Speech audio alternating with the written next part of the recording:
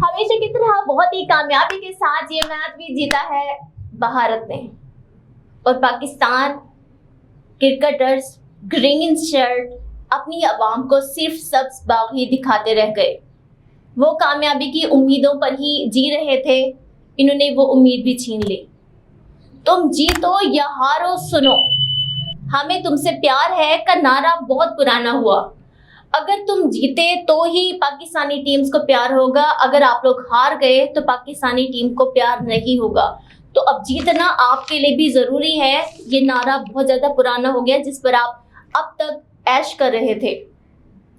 तो पीएसएल और domestic matches में ये छिक्के चौके लगाकर इन्हें लगता था कि हमने बहुत ही बड़ा काम कर लिया है, हम पता नहीं कितने महान हो चुके हैं। और आप अक्सर एक सवाल करते थे कि पाकिस्तान और इंडियन टीम्स में क्या फर्क है, और अब आपको वाज़ेह हो गया होगा जो छोटी छोटी टीमों से हार गए हैं उनमें और इंडिया में क्या फर्क है। तो इन तमाम मैचेस ने ये फर्क बहुत आसानी से वाज़ेह कर दिया।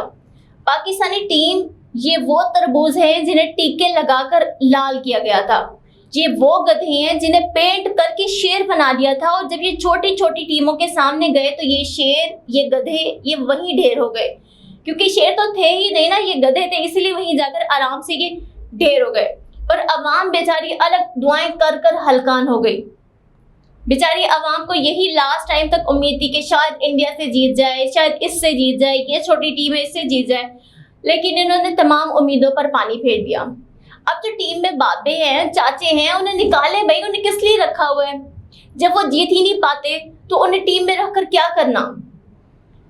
नसीम शाह जिन्होंने ठेका लिया हुआ था, जिनकी लग रहा था एक स्पिरिट से खेल रहे हैं, जोर से खेल रहे हैं, जज्बे से खेल रहे हैं, तो उनको रखना बनता था। आखिरी बॉल तक पता चल रहा था कि वो मेहनत कर रहा है।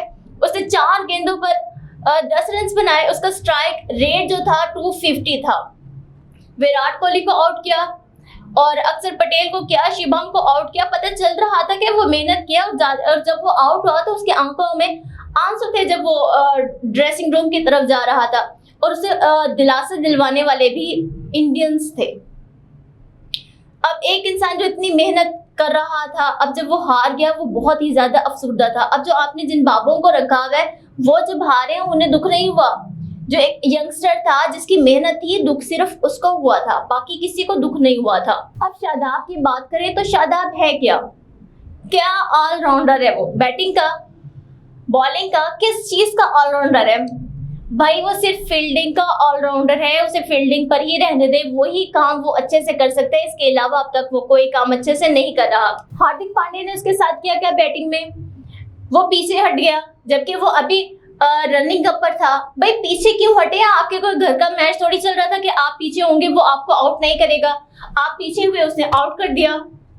मतलब कोई सेंस से खेले, मतलब आप ऐसे थे कि अपना घर का मैच चल रहा है, जैसे मर्जी खेले, इसके बाद भी आपकी बारी आ जाएगी या आपको कोई आउट नहीं करेगा। तो भाई ऐसा नहीं होने वाला था, ये आपके घर का मैच नहीं चल रहा था।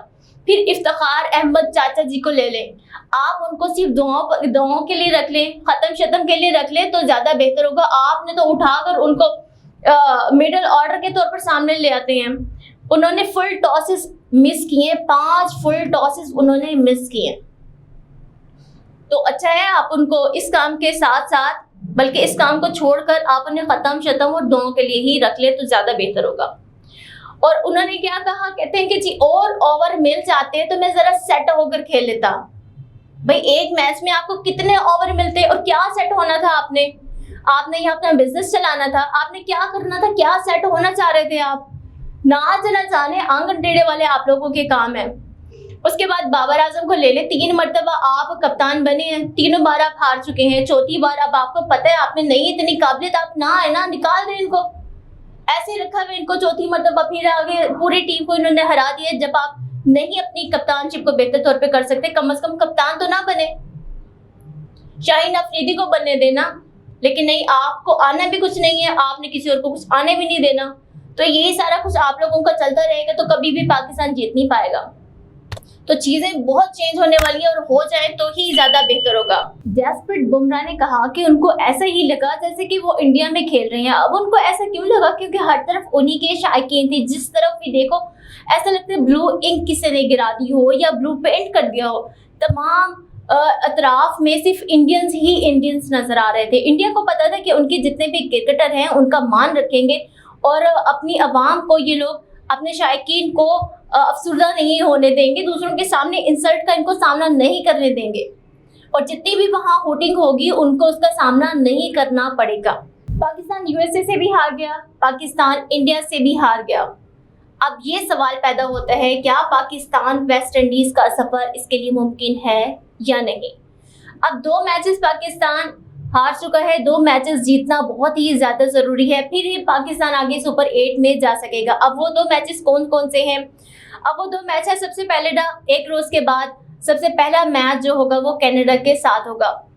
उसके बाद फिर ये फ्लोरिडा का सफर करते हुए आयरलैंड के साथ इनका दूसरा मैच होगा और उसके बाद इन्होंने हाथ पर हाथ रख के बैठ जाना है, जो कि बाकी टीम्स में इन्होंने यही अपनी कारकर्दगी के जरिए शो किया है। भारत और अमेरिका का मैच होता है तो उसमें अगर भारत हार जाता है तो पाकिस्तान इस T20 वर्ल्ड कप से ही आउट हो जाता है। अगर अमेरिका हार जाता है तो फिर थोड़ी सी उम्मीद बाकी रहेगी कि पाकिस्तान आगे जा सकता है।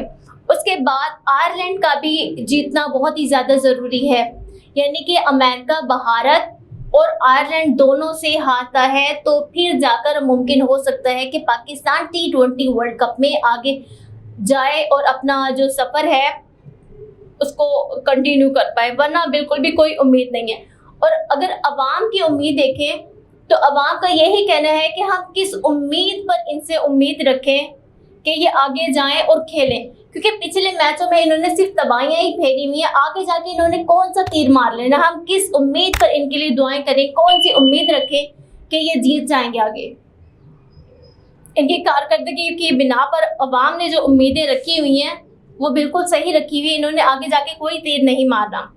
और कोच गैरी क्रिस्टन ने हिदायत जारी की जब इनका भारत के साथ मैच हुआ, उसके बाद उन्होंने कहा कि आप लोग जाएं, अपना सामान बांधें, अपने होटल जाएं, उसके बाद आराम करें, क्योंकि नॉर्मली ये होता है।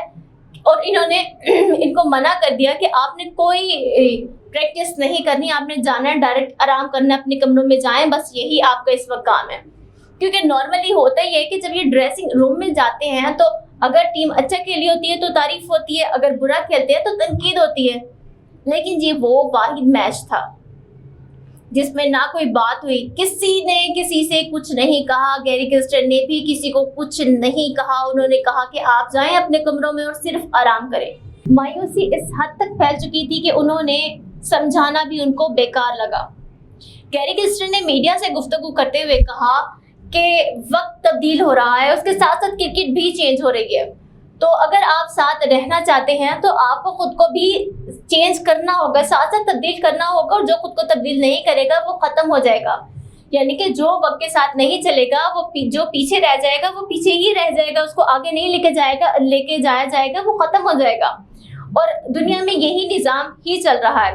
तो उन्होंने किसी को नहीं डांटा, किसी को कुछ नहीं कहा, और उन्होंने कहा कि मुझे 13 से 14 दिन हुए इनके साथ। उससे पहले मैं सिर्फ इन्हें टीवी पे खेलता हुआ देख रहा था, और अब चंद मैचेस हैं, इस वजह से भी उन्होंने किसी को कुछ नहीं कहा कि ऐसे ही वो मेरी इस बात का प्रेशर ले ले, थोड़ा ऊंच नीच और हो जाए तो उसका फ़ायदा नहीं है। इसीलिए उन्होंने अपने दिमाग में तमाम प्लान्स बना लिए हैं कि किसको रखना है और किसको निकालना है, और फैसले उन्होंने सारे पहले ही कर लिए हैं।